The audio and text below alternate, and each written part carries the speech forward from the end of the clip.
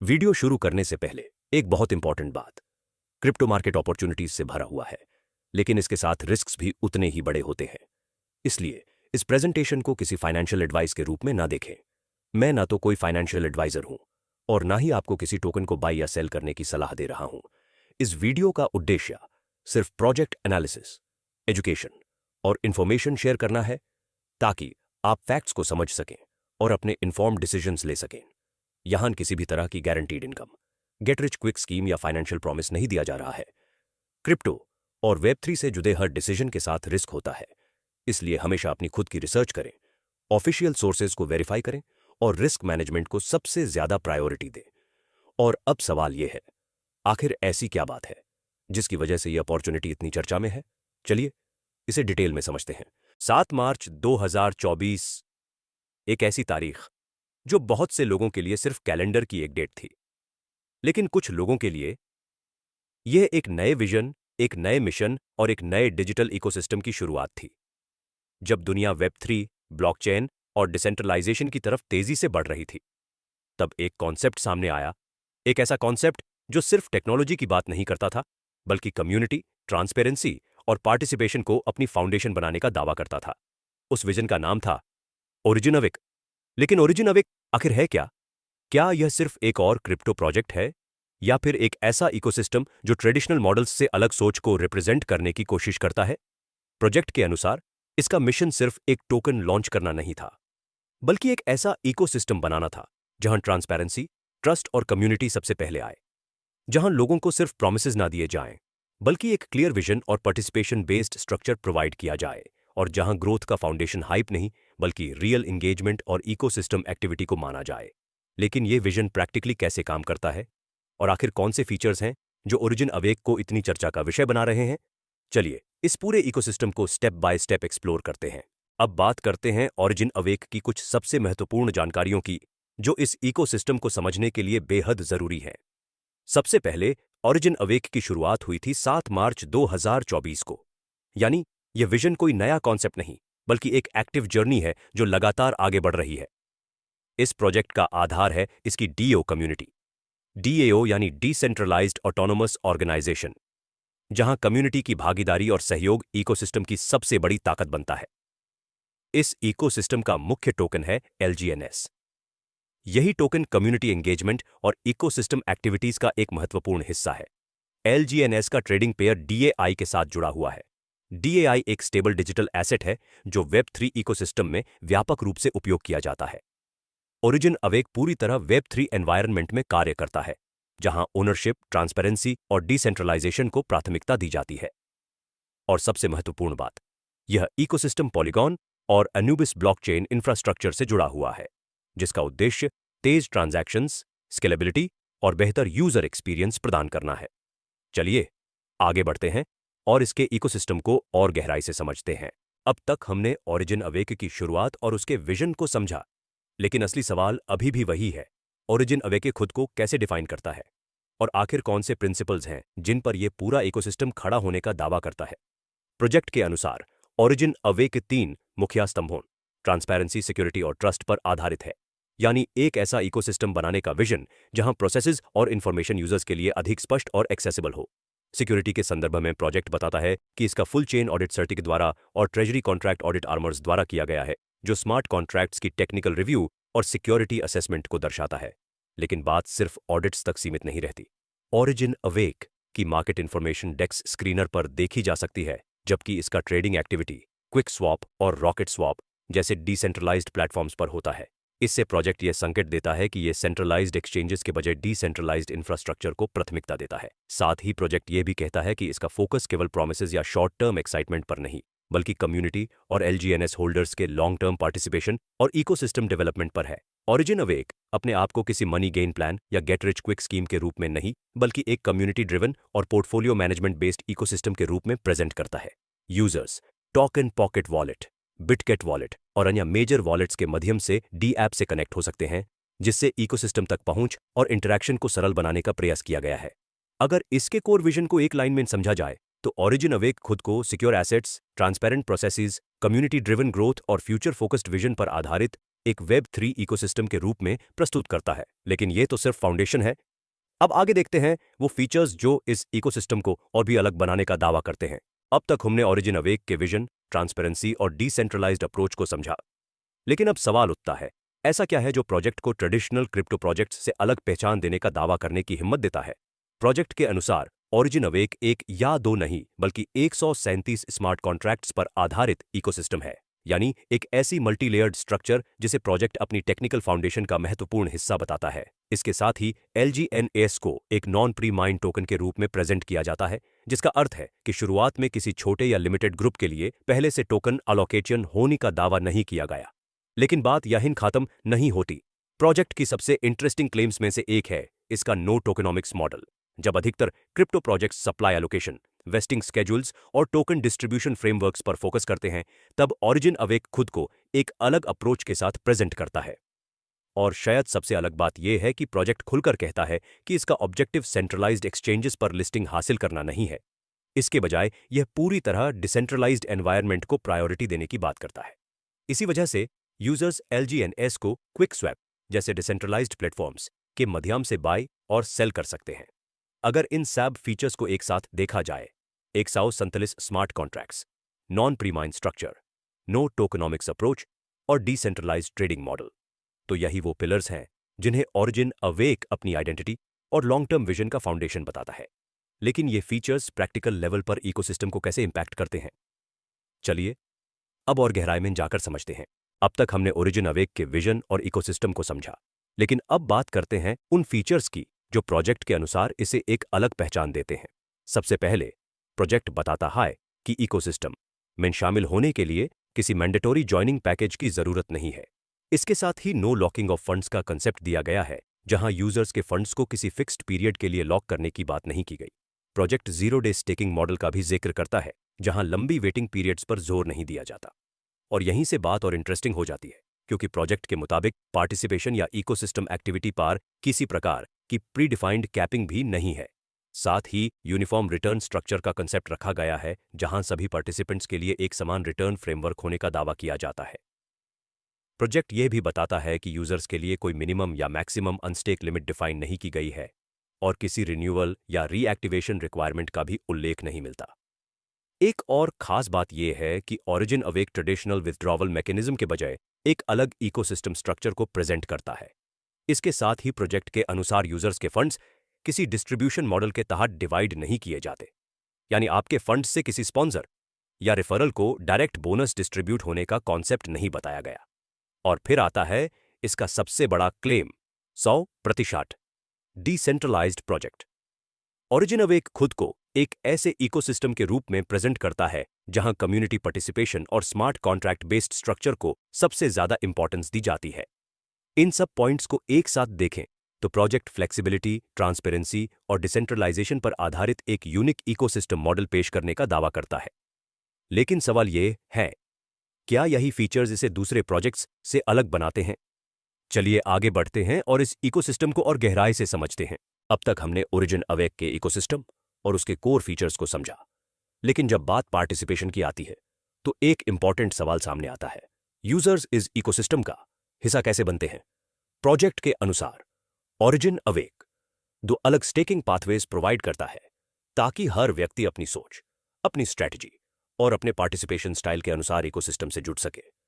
पहला मॉडल है referral staking, जहां कम्युनिटी ग्रोथ और नेटवर्क एक्सपेंशन पर फोकस किया जाता है। इस स्ट्रक्चर में एग्जिस्टिंग पार्टिसिपेंट्स नए मेंबर्स को इकोसिस्टम से इंट्रोड्यूस कर सकते हैं और जैसे जैसे नेटवर्क बढ़ता है वैसे वैसे कम्युनिटी एंगेजमेंट और कनेक्टिविटी भी मजबूत होती जाती है। दूसरी तरफ आता है नॉन रिफरल स्टेकिंग, जो उन यूजर्स के लिए डिजाइन किया गया बताया जाता है जो बिना किसी रिफरल स्ट्रक्चर के सीधे इकोसिस्टम में पार्टिसिपेट करना चाहते हैं।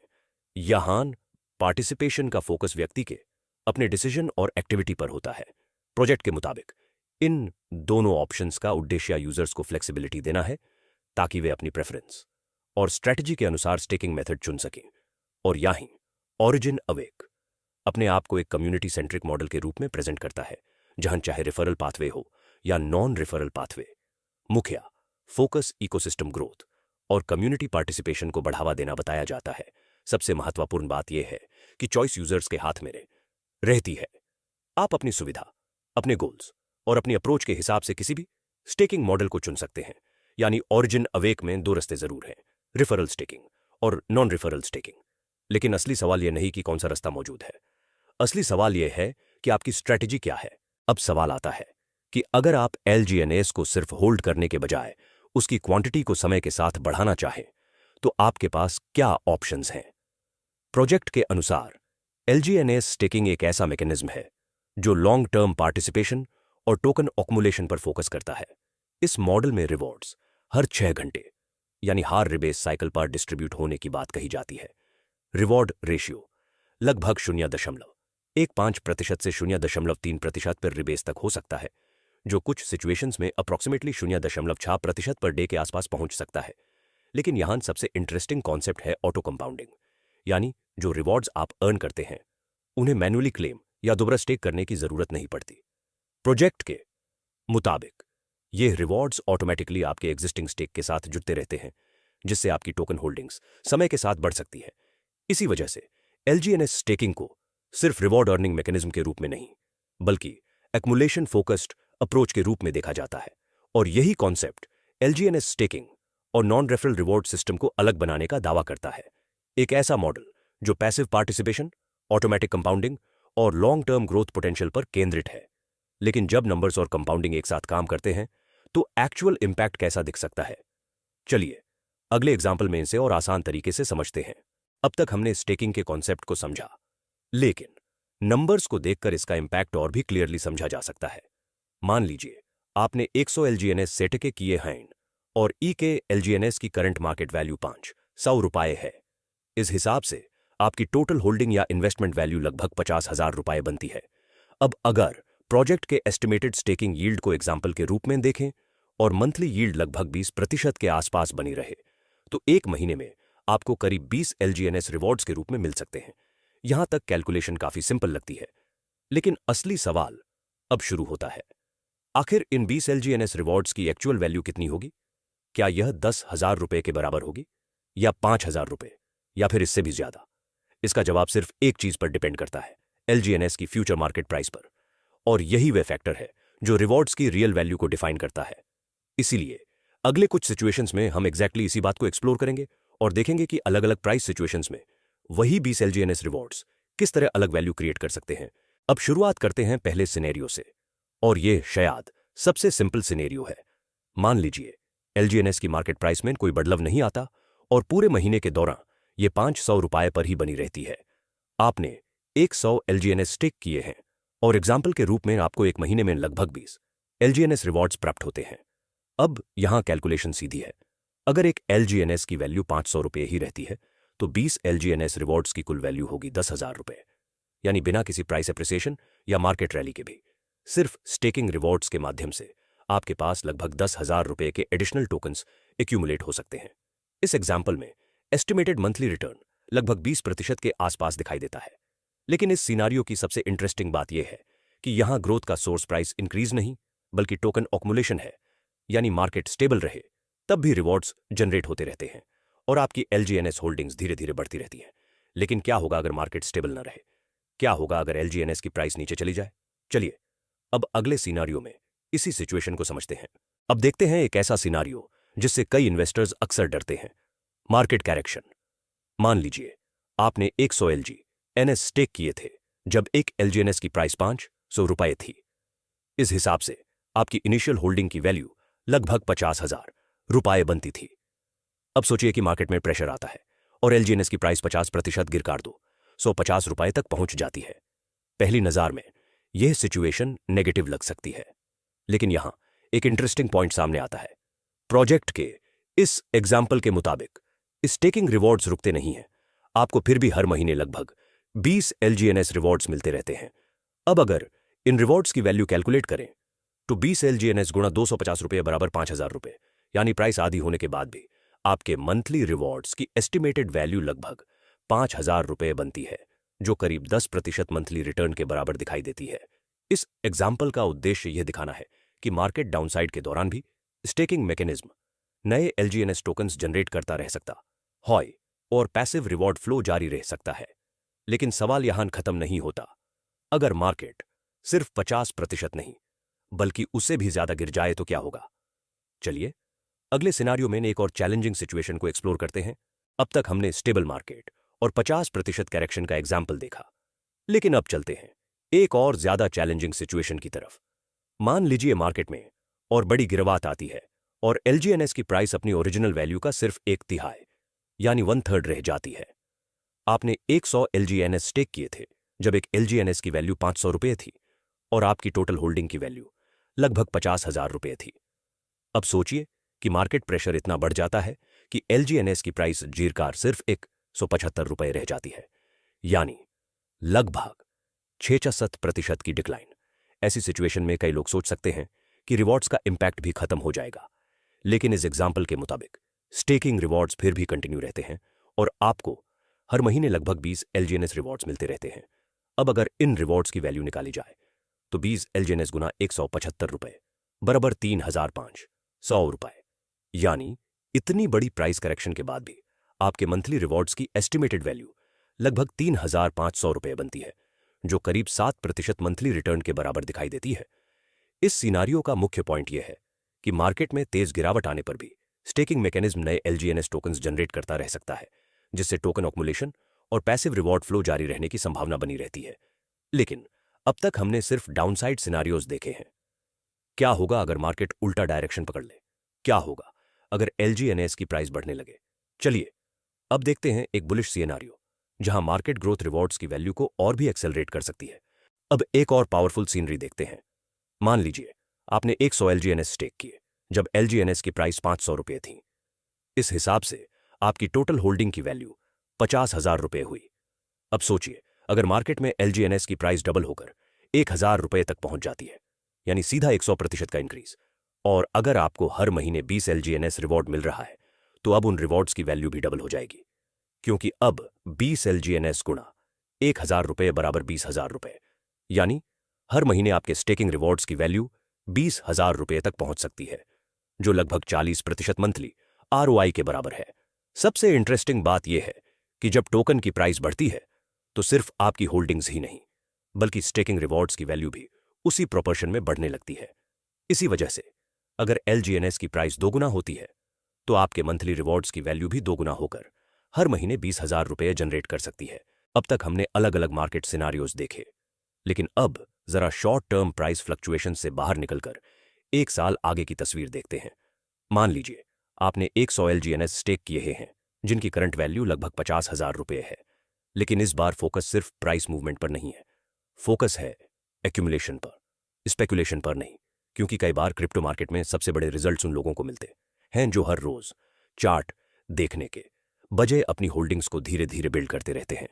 और जब आप 12 महीने या उससे ज्यादा के पर्सपेक्टिव से सोचना शुरू करते हैं तो एक इंटरेस्टिंग सवाल सामने आता है, क्या होगा अगर फ्यूचर में एलजीएनएस की मार्केट वैल्यू $1 तक पहुंच जाए? अगर ऐसा सिनारियो कभी डेवलप होता है तो स्ट्रेटजी क्या होनी चाहिए? प्रोजेक्ट सपोर्टर्स के नजरिए से जवाब काफी सिंपल माना जाता है। स्टेकिंग कंटिन्यू रखिए, रेगुलर बेसिस पर टोकन्स एक्यूमुलेट करते रहिए और शॉर्ट टर्म वॉलेटिलिटी के बजाय लॉन्ग टर्म विजन पर फोकस बनाए रखिए, क्योंकि मार्केट में अक्सर सिर्फ परफेक्ट टाइमिंग ही सब कुछ डिसाइड नहीं करती। पेशेंस, कंसिस्टेंसी और डिसिप्लिन्ड एक्यूमुलेशन भी बहुत बड़ा रोल प्ले करते हैं। इसी फिलॉसफी को एक लाइन में समझा जा सकता है, जितने ज्यादा टोकन्स आप आज एक्यूमुलेट करते हैं उतनी ही ज्यादा पोटेंशियल वैल्यू फ्यूचर में क्रिएट हो सकती है, अगर इकोसिस्टम और मार्केट दोनों आपकी एक्सपेक्टेशंस के अनुसार ग्रो करते हैं। और शायद इसीलिए लॉन्ग टर्म इन्वेस्टर्स प्राइस से पहले क्वांटिटी पर ध्यान देते हैं। More tokens today means more potential value tomorrow. अब हम पहुंच चुके हैं उस कॉन्सेप्ट पर जिसे कई इन्वेस्टर्स और फाइनेंशियल एक्सपर्ट्स दुनिया का 8वां अजूबा तक कहते हैं, कंपाउंडिंग की पावर।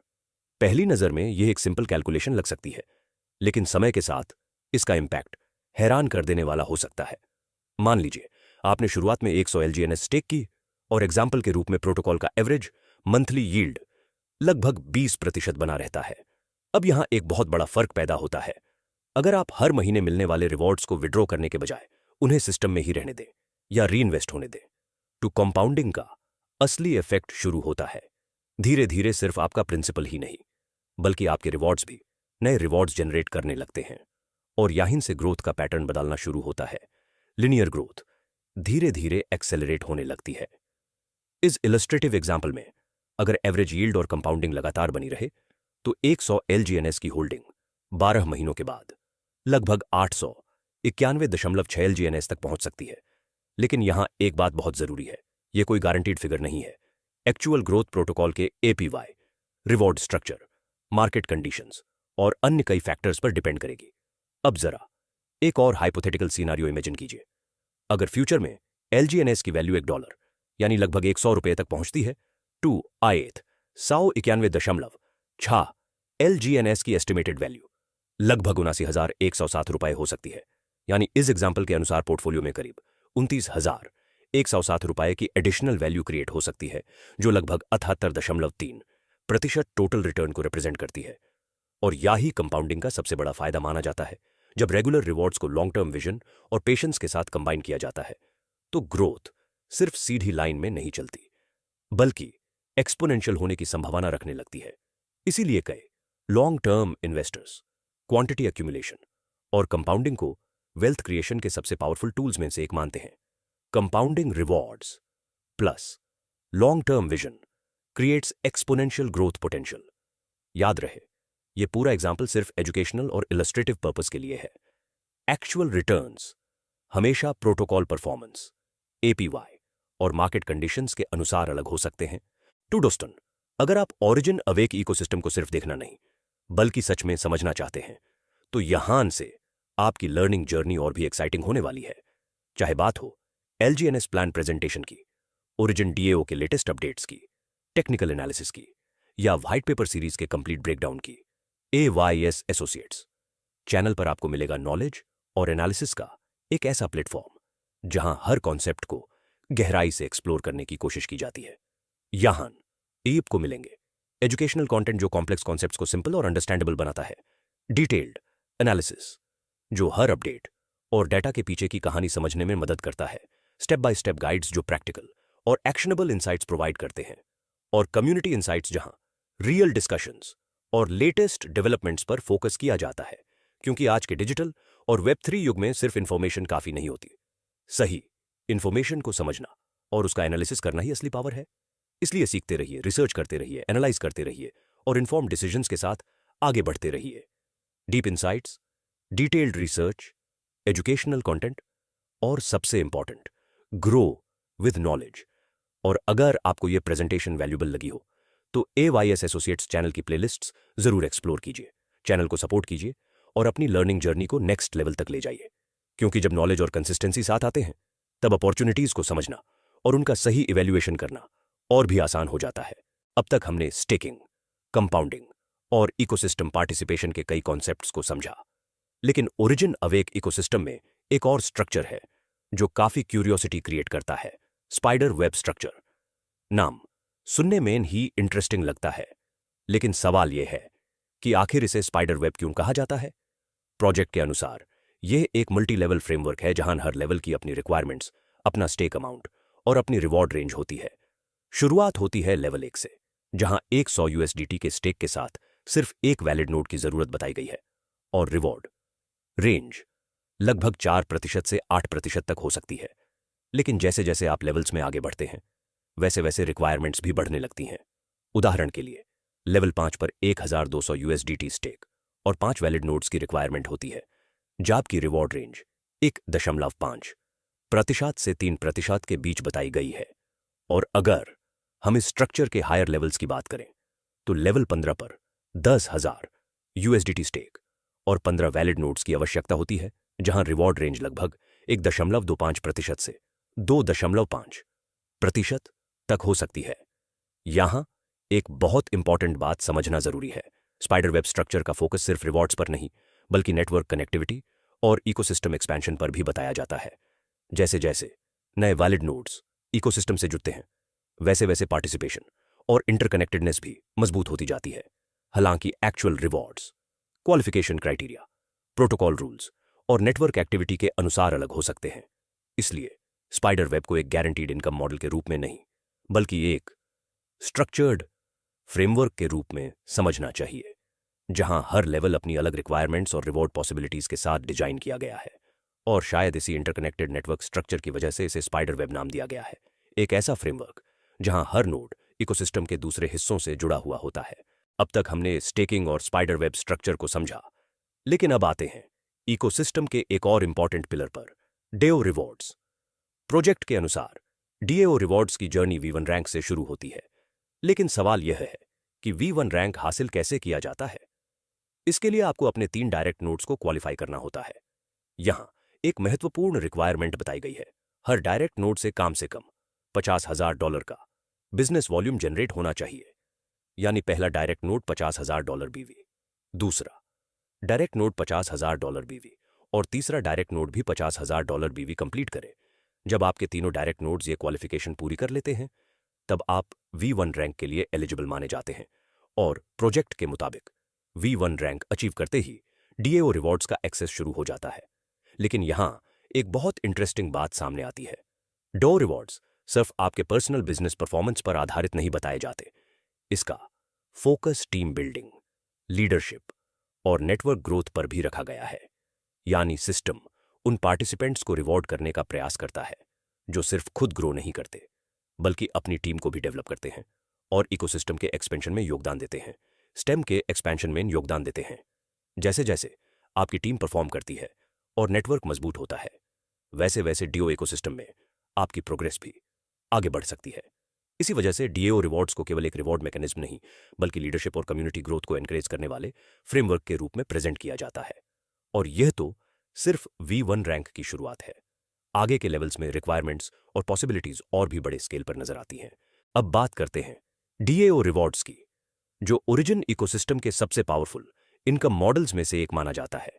डीएओ रिवॉर्ड्स को आप एक तरह की मंथली रॉयल्टी इनकम के रूप में समझ सकते हैं। इस रिवॉर्ड सिस्टम का फोकस सिर्फ आपके पर्सनल एफर्ट्स पार नहीं, बल्कि आपकी कम्युनिटी और टीम ग्रोथ पार भी होता है। लेकिन एक बहुत इंपॉर्टेंट कंडीशन है, डीएओ रिवॉर्ड्स को क्लेम करने के लिए आपके पास एक वैलिड अवेक एनएफटी होना मैंडेटरी है। एनएफटी के बिना आप डीएओ रिवॉर्ड एलिजिबिलिटी का बेनिफिट क्लेम नहीं कर सकते। इसीलिए एनएफटी को ओरिजिन इकोसिस्टम की कोर आइडेंटिटी और डीएओ रिवॉर्ड एक्सेस की भी माना जाता है। मान लीजिए आपने डायरेक्ट 3 लोगों को ज्वाइन कराया और उनकी टीम का टोटल बिजनेस, तीनों डायरेक्ट के हर नोड का टोटल बिजनेस $50,000 से $50,000 तक पहुंच गया। ऐसी सिचुएशन में आपको 1% से 5% तक का टीम रिवॉर्ड मिल सकता है। यानी आपकी टीम जितना रिवॉर्ड जनरेट करती है, उसका एक हिस्सा डीएओ रिवॉर्ड के रूप में आपको भी मिलता है। जैसे ही आप V1 रैंक अचीव करते हैं, बिजनेस वॉल्यूम के हिसाब से आप लगभग 20 से 25 LGNS पर डे तक अर्न कर सकते हैं। अगर हम सिर्फ एग्जाम्पल के लिए ₹500 पर LGNS का रेट मानकर कैलकुलेशन करें, तो 20 LGNS पर डे के हिसाब से मंथली अर्निंग लगभग ₹3 लाख तक पहुंच सकती है। सबसे खास बात यह है कि यह इनकम आपके स्टेकिंग रिवॉर्ड्स और स्पाइडर वेब इनकम के अलावा होती है। अब सवाल आता है कि V1 के बाद क्या? V1 के बाद आता है V2, V3, V4 और V5 का सफर। V2 क्वालिफाई करने के लिए लगभग $1.5 मिलियन का बिजनेस 3 नोड्स पर जनरेट करना होता है। शुरुआत में V1 रैंक अचीव करना थोड़ा चैलेंजिंग लग सकता है, लेकिन जैसे ही आप V1 बन जाते हैं और आपकी टीम एक्टिव हो जाती है, ग्रोथ का पेस काफी तेज हो जाता है। अगर आप अपनी टीम को प्रॉपर गाइडेंस देते हैं, लीडरशिप डेवलप करते हैं और कम्युनिटी को सपोर्ट करते हैं, तो V1 से V5 और V6 तक की जर्नी काफी स्मूथ और आसान हो सकती है। जहां V1 लेवल पर मंथली इनकम लाखों में पहुंच सकती है, वहीं V2, V3 और V4 लेवल्स पर यह इनकम उससे भी ज्यादा हो सकती है, बिजनेस परफॉर्मेंस और टीम ग्रोथ के अनुसार। इसी वजह से डीएओ रिवॉर्ड्स को सिर्फ एक रिवॉर्ड सिस्टम नहीं, बल्कि एक long term wealth creation model के रूप में देखा जाता है। लेकिन याद रखिए, बड़ा बिजनेस कभी भी अकेले नहीं बनता, इसलिए कम्युनिटी के साथ ग्रो करिए। ओरिजिन इकोसिस्टम आपको एक कंप्लीट प्लेटफॉर्म प्रोवाइड करता है, जहां अकाउंट्स, रिकॉर्ड्स और रिवॉर्ड्स सिस्टमैटिकली मैनेज होते हैं। आपके साथ आपका स्पॉन्सर होता है, जो हर स्टेप पर गाइडेंस देता है। साथ ही एक स्ट्रॉन्ग सपोर्ट सिस्टम भी मिलता है, जहां एजुकेशन, ट्रेनिंग, हैंड होल्डिंग और काउंसलिंग के थ्रू आपको और आपकी टीम को ग्रो करने में मदद की जाती है। व्यूअर्स, ऊपर दिए गए इनकम एग्जाम्पल्स सिर्फ एजुकेशनल और इलस्ट्रेटिव पर्पस के लिए हैं। Actual rewards, business performance, team growth, DAO rules और मार्केट कंडीशंस के अनुसार अलग हो सकते हैं। DYOR, do your on research. यह वीडियो सिर्फ एजुकेशनल पर्पस के लिए है। हम कोई फाइनेंशियल एडवाइस नहीं दे रहे हैं और न ही किसी ROI की गारंटी देते हैं। इन्वेस्ट करने से पहले हमेशा अपनी खुद की रिसर्च DYOR जरूर करें। क्रिप्टो इन्वेस्टमेंट्स रिस्क के साथ आते हैं, इसलिए उतना ही इन्वेस्ट करें जितना आप अफोर्ड कर सकते हैं। दोस्तों, ओरिजिन अवेक इकोसिस्टम की इस पूरी प्रेजेंटेशन में हमने vision, community structure, staking models, spider web framework और DAO रिवॉर्ड्स जैसे कॉन्सेप्ट्स को डिटेल में समझा। याद रखिए, किसी भी अपॉर्चुनिटी को समझने का सबसे अच्छा तरीका है नॉलेज और रिसर्च के साथ आगे बढ़ना। इसीलिए हमेशा अपनी खुद की रिसर्च DYOR करें, ऑफिशियल सोर्सेज वेरीफाई करें और इन्फॉर्म्ड डिसीजंस लें। आज के डिजिटल युग में इंफॉर्मेशन ही सबसे बड़ी एसेट है। जितना ज्यादा आप सीखेंगे, उतना हाई बेहतर आप अपॉर्चुनिटीज को एवेल्युएट कर पाएंगे। अगर आपको यह प्रेजेंटेशन इन्फॉर्मेटिव और वैल्यूएबल लगी हो तो AYS एसोसिएट्स चैनल को सब्सक्राइब जरूर करें, वीडियो को लाइक करें और अपने नेटवर्क के साथ शेयर करें। मिलते हैं अगले एजुकेशनल सेशन में एक नए टॉपिक और नए इंसाइट्स के साथ। तब तक के लिए thank you. Keep learning, keep growing, keep building.